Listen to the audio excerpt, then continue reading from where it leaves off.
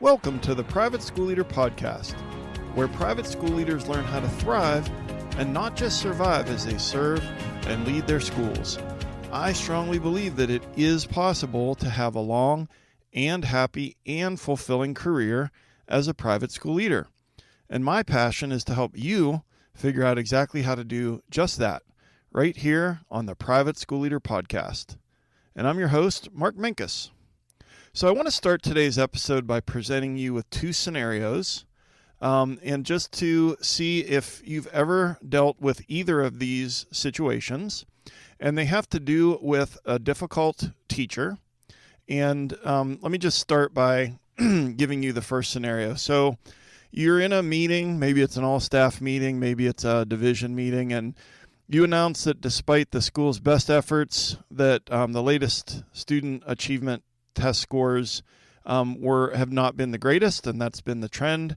And so you have worked really hard with a team to come up with a proposal for remedying the situation. And so you're letting your teachers know over the course of this coming school year, this is what we're going to do. This is how we're going to work on this. And so when you ask if anyone has questions or comments, a few staff members say, this sounds good, sounds like it's well-timed, much needed, that kind of thing. You don't really hear too much in the way of questions or comments. But after the meeting, you see some groups of teachers in the parking lot, and they're kind of in these little huddles, and, the closer that you get when you're going to your car, then of course they scatter a little bit.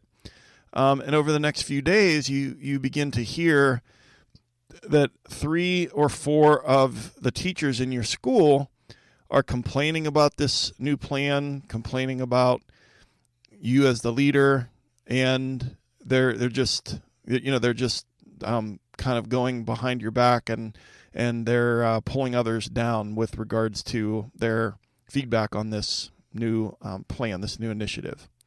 Okay, so that's scenario A, with these folks who kept quiet in the meeting, and now they're doing their work, in the hallways or in the parking lot or in the teacher's lounge. So I wonder if that's ever happened to you. And here's scenario B. So let's say that you have a teacher. This teacher is 59 years old, and they've been teaching for about 35 years. Not all of it at your school, but quite a few years at your school. And they're starting to show up late to duties. It just really seems like the last few years they've just kind of been running it back year after year in the classroom. It's getting really, really stale. The classroom management is maybe starting to slip. It really appears like this person is putting forth a half-hearted effort. The behavior and the attitude and the effort level is being noticed by other teachers, and maybe it's been mentioned to you by a couple of parents. But this person is still at least 6 years away from retirement. And so I wonder if either of those ring a bell with you. And so we're going to talk today about these two different types of teachers. And in that first scenario, the ones who keep quiet, don't talk to you about their concerns, and then go and do their work in the hallways, the parking lot, and in the teacher's lounge, we're going to call those people underminers, because they undermine the growth and work and plans and new initiatives at the school. And then with the person who is still years from retirement but is acting like they're winding it down, we're going to call that person the on-the-job retiree. So what can be done? What can we do to make things better with these two individuals? Well, on today's episode of the Private School Leader Podcast, we are going to discuss how to handle the underminer and the on-the-job retiree. And the theme of today's show, we're talking about difficult teachers. And one of the reasons that I chose this for today's topic is because I know that we all have a couple difficult teachers. Many of you listening are thinking, boy, I wish it was only one or two. But we all have had difficult teachers over the years, and maybe you have one or two in your school right now. And they take up a lot of our time and emotional energy. Well, it's no accident that I am talking about difficult teachers today, because I've created a new resource to help you with the difficult teachers at your school, and it's called 7 Strategies to Effectively Deal with Difficult Teachers. And these strategies can give you a step-by-step plan to improve the performance and attitude of your difficult teachers. And I think sometimes and I'll speak for myself, maybe shrink from doing the things that need to be done with difficult teachers. And I've found that if you have a plan, that gives us a little more confidence and a little more courage. So you can get this at theprivateschoolleader.com/difficult. Again, this is a PDF that you can download for free, and it's called 7 Strategies to Effectively Deal with Difficult Teachers. And you can grab that guide over at theprivateschoolleader.com/difficult. And that's just a free gift to you, just for me, a way to say thank you for listening to the podcast every week. And then also, I just wanted to mention quickly that, I know from experience and from my coaching clients and from emails that I get from listeners that we all have a very, very difficult job as private school leaders.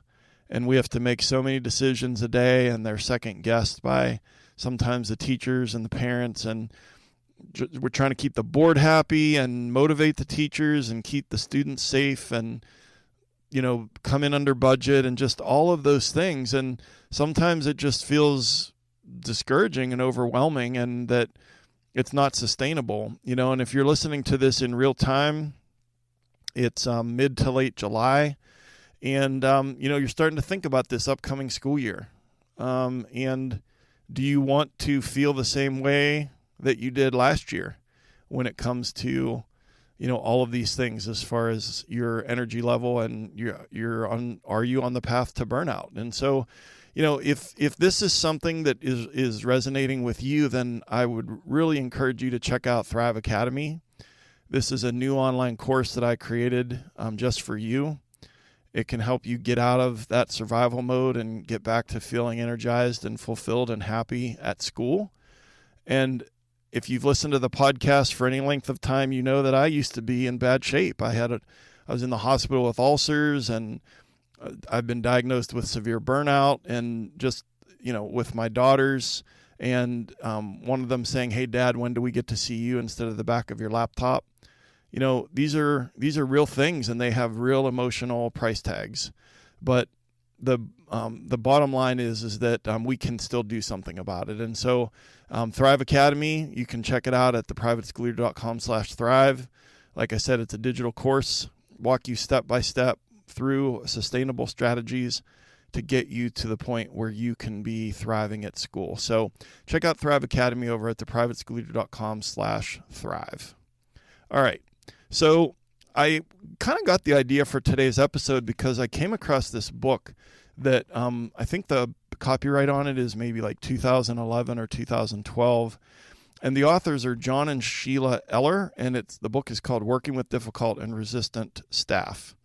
And I'll link that in the show notes at theprivateschoolleader.com /episode 92.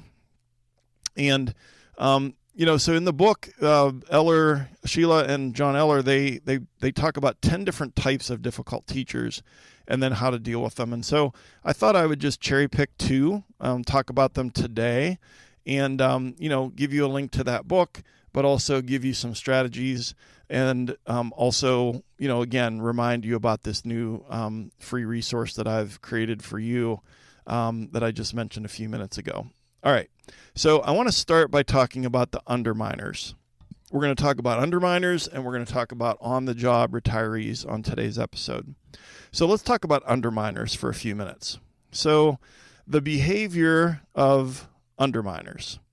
So they agree with you, or they sit silently in your presence, but then they engage in negative conversations behind your back, okay? And that might trigger you if you're listening, if you are thinking of someone right now, whether they're currently on your staff or in the past.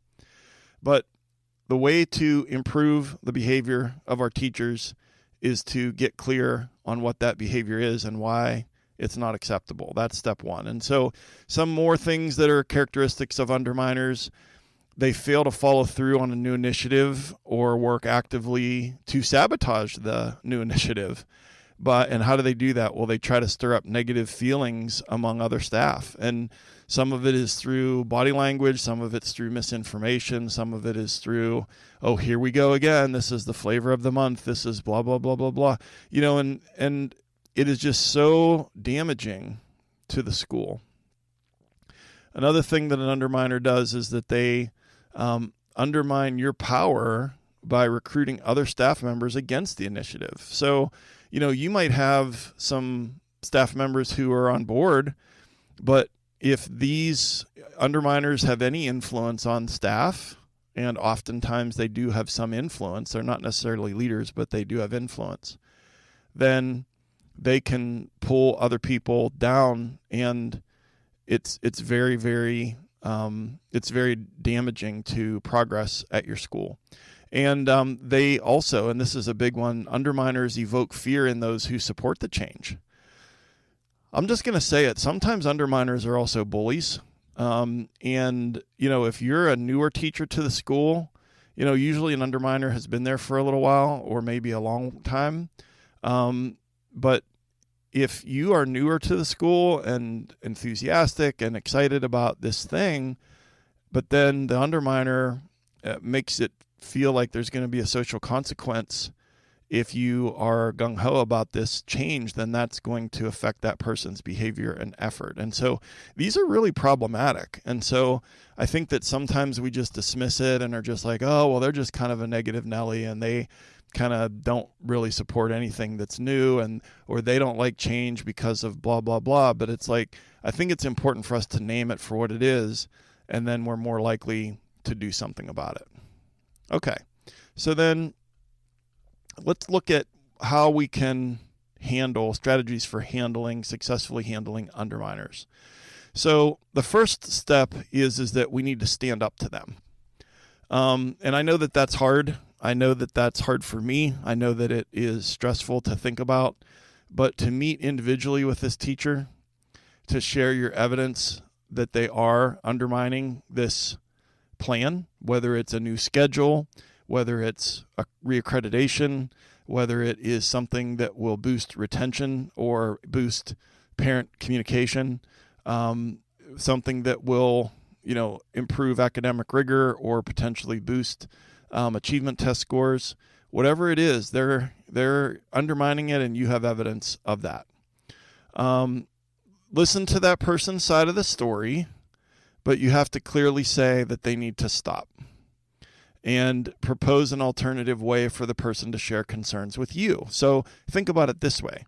So the appropriate way for any teacher to share that they don't like the new plan is to talk to you, because it's your plan and you're the one that communicated it. And it's not appropriate, and you might even have something in your employee handbook about this, but it's not appropriate for them to go off and just be stirring up strife and trouble and negativity. And so you want to tell them to stop, but you want to strongly encourage them that they need to just share those concerns with you. Another thing that we can do as school leaders to deal with underminers is to model appropriate behaviors. Our staff, our teachers, they notice what we do as well as what we say. And so if we're going to model integrity and openness and listening, maybe that'll make them more inclined to share with us if they're not thrilled about the thing. If it's a culture of fear at your school, then everyone's just going to clam up, and that actually empowers the underminers to then go and sow those seeds of discord in your school. The third strategy that we can use to deal with an underminer is share that concern with that person rather than secretly telling others. And so let me explain what I mean. So underminers sometimes have a reputation, and a bad one, in our schools. And I've found that it's a lot easier to complain about a person who historically is problematic than it is to deal with that person. And so sometimes complaining or gossiping to other people on the leadership team or whoever, first of all, that's not going to solve the problem. And second of all, in some small way, it makes us feel like maybe we're doing something about the problem, but we're really not. So I think it's important to also, another strategy is to just openly discuss why undermining behavior is destructive. And although that may seem obvious to the person who's undermining, honestly, some staff may not recognize the negative behavior and how that's impacting their colleagues. And I realize that that's giving them the benefit of the doubt, but hear me out for a second. I think that there's a strong negativity bias today. Some of that is influenced by the combative nature of the political scene in America. Some of it is because everyone's mad at each other on, social media. And I think that there's just a lot of more negativity than we need. And so sometimes that bias towards negativity, sometimes people don't really realize how much damage they're doing. Also, we need to talk to the rest of our staff about how to resist that feedback. And it's not like we're looking for tattletales or snitches to come to us when someone is talking to them about it, but just kind of train them a little bit in how to resist that. But if we ignore the behavior of the underminer, we're validating their behavior. We want to develop trust with our staff, of course. We want them to feel comfortable sharing concerns with us. And we got to listen. We got to write down their ideas. We got to use active listening, body language, not interrupting, thank them for sharing, all of those things, even if we're really, really busy, because this is really, really important. Just a couple more strategies. Sometimes it's good to develop group norms or norms for staff meetings. And so that people can feel comfortable speaking honestly and won't be interrupted. And so that sometimes helps, having norms for meetings. And just to summarize this, just to try to share, encourage people to share their concerns directly with us instead of going to anybody else. Okay, and so just one last word on underminers, and then we'll go on to the on-the-job retirees. Is a couple of ways that we can provide opportunities for staff to voice their opinions, because here's the other piece of this. Sometimes we contribute to this because we're leading in an autocratic way, or we're failing to explain the rationale behind the change, or we're giving negative staff members positive reinforcement because we're trying to get them to play nice. And so, and that just leads to lower morale among the team that's trying to do a good job. But, again, just if private concerns, it could be a suggestion box. It could be an anonymous survey, and most teachers have a distrust of administration, and they don't really trust anonymous surveys that are electronic. But some way to get anonymous feedback. But also one other way, finally, is to just have a pro-con conversation. There's a difference between inviting collaboration on something that's in the works and that you're trying to build versus informing everybody after the decision has already been made. And so, of course, you're going to get more buy-in and less negativity if the team is somehow involved or has the opportunity to be involved when you're making the decision. And so I think that we also as school leaders have to recognize that in some ways, if we're being too autocratic, if we're not being collaborative, if we're being secretive and not communicating clearly, and then we're not explaining the rationale when we do make changes, we're kind of setting ourselves up for that undermining and that negativity. So I'm not trying to blame us, but I'm just saying that there are ways that we need to be aware that we're not contributing to this problem. So in general, underminers, we know, can really stagnate a school's growth and development through their behavior, and we need to face that head on. Okay, and then that brings us to our second type of teacher that we're going to talk about today, and that is the on-the-job retiree. So a couple of behaviors that we'll see from this person. This person is just doing as little as possible and just wants to coast until retirement. Perhaps they have a poor work ethic and they get there at the last possible minute and they leave they're a clock watcher and they're just out the door and the door's hitting them in the butt at the first possible minute at the end of the day. They also might openly speak about their desire to just cruise control until retirement, and that just can really torpedo teacher morale. And it also may add to the workload of other staff members if this person isn't pulling their weight. And so the on-the-job retiree, it's tough. It's tough because they've probably been they've certainly been working for a long time. Most likely they've been working in education for a long time, and chances are they've been at your school for more than a decade, and for some of them it's 20 or 30 years. And so some of them, they have an iconic reputation, but they're kind of like riding on the laurels of their reputation from 10 or 15 years prior, and they're not really pulling their weight right now. And so what the heck do you do about that? All right. Well, here's some strategies for handling on-the-job retirees. One thing that can be successful is to try to appeal to their pride, okay? Appeal to their sense of pride by making comments like, I know you have a legacy here. You don't want to go out leaving people with the impression that you're not dedicated.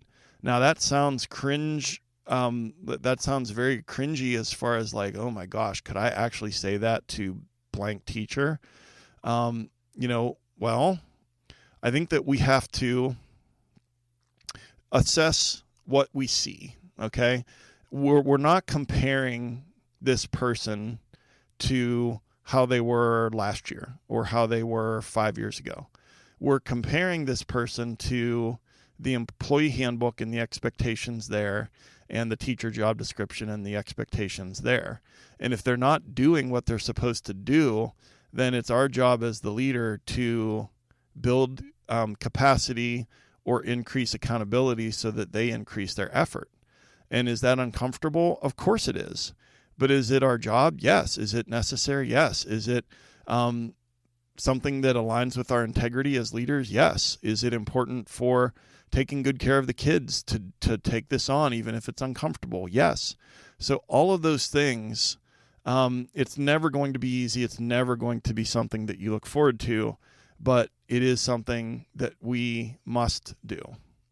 And so to just elaborate on that a little bit more as far as the legacy part of it, consider giving that staff member an important task that utilizes their skills or expertise. Perhaps they can mentor one of your younger teachers and they see it as a feather in their cap that you're tapping into their experience. We all have an ego. We all have earned, where we've gotten to in our career. And if this person, that might work, it might not, but it's worth a try, in my opinion. Maybe you've already tried that and you want to try something else.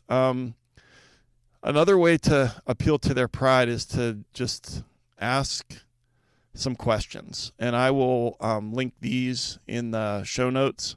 There's 3 questions here. And again, this came from the book that I mentioned before, which I will also link in the show notes at theprivateschoolleader.com/episode 92. But these legacy questions, number 1, what have you learned or gained over your years in the profession? Number 2, project yourself into the future. What would not be the same or as positive if it weren't for you and your efforts? In other words, defining the positive impact that this person has had on the school. And then number 3, and probably most importantly, what is the legacy that you want to leave here and have others remember you by after you leave? And sometimes for a person to get clear on that, maybe what they need is a little kick in the pants, figuratively. Maybe what they need is a little spark, a little increase in accountability, a little, shake them up to give them that second wind. And tapping into their desire to leave a legacy behind might be the way to get that to happen. Just a couple of more things. Clarifying expectations. Make sure that you're clear about the expectations for this employee. For example, I know you only have a couple years left, but during that time, I expect you will fully participate in and meet all the expectations for your contract or for your job description. Those are hard things to say, especially to people who are in these positions because of their age, because of typically their reputation and how long they've been at the school. But how many times have we had this happen where we're just hanging on to people until they retire and we're paying the price? We're paying the price. The kids are paying the price. Teacher morale is paying the price. There's just, I know that it's hard. I know that it is a challenge, but you have to ask yourself, what is the right thing to do? What is the right thing to do for these kids?